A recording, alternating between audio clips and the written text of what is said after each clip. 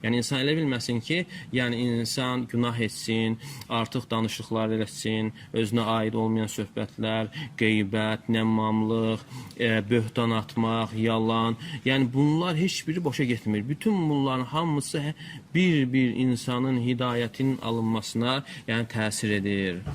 Çünki Allah Teala buyurur: "Vallahu la yehdil kavmez zalimin."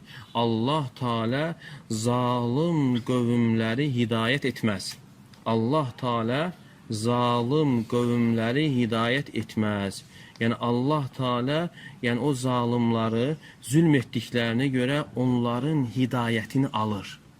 Hidayət alınır. Yəni bir zülmə görə əgər insanın hidayətini itirirsə, gör insanda davamlı şəkildə zülm olarsa, böhtanlar, ittihamlar, yalanlar, qeybətlər, nəmmamlıq, yəni bu cür növbə-növ zülmlər olarsa, axırda necə olur? İnsan hidayətini itirir və artıq insan bilmir xeyri hardadır və xeyrin harda olduğunu bilmədiyinə görə xeyirdən məhrum olur və həmçinin zərərin harda olduğunu bilmir və onu bilmədiyinə görə zərərə düşür. Ona görə Allah Teala buyurur ki: وَلَا تَكُونُوا كَالَّذ۪ينَ نَسُوا اللّٰهَ فَاَنْسَاهُمْ أَنْفُسَهُمْ. Yəni o kəslər kimi olmayın ki, onlar Allah'ı unuttular. Allah da onlara özlərini unutturdu. Allah'ı unuttular, yəni insanın Allah'ı unutması o günahlarına görə, zülmünə görə olur. Və Allah da ona insana özünü unutturur. Yəni İbn-i Qayyim Rahimehullah buyurur ki, nə deməkdir? Allah insana özünü unutturur, yəni insana öz xeyirlərini unutturur.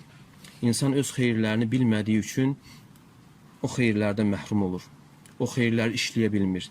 Və həmçinin zərərini unutturur və zərəri bilmədiyi üçün zərərdən qaça bilmir, zərərə düşür. Allah qorusun. Yəni ona görə bu bəlalar hamısı bu ən böyük, ən əzəmətli nemətə təsir edir. Ona görə ağıllı müsəlman, yəni bir şeyin qiymətini bilərsə, qiymətini, dəyərini bilərsə, onu qorumağa çalışandır, onu dəyərləndirəndir. Əgər yox insan görürsən ki, dünyasına bir şey gələndə və yaxud da bədəninə hər hansı bir xəstəlik üz verəndə dərhal onu müalicəsini axtarır və ondan da əvvəl qorunur ki, ona hər hansı bir xəstəlik toxunmasın və yaxud da digər problemlər ona üz verməsin. Amma görürsən ki, imanına, hidayətinə toxunur və onun üçün heç maraqlanmır. Elə çıxır ki, yəni imanı, dini və hidayəti onun üçün dəyərli deyil, dəyərsizdir.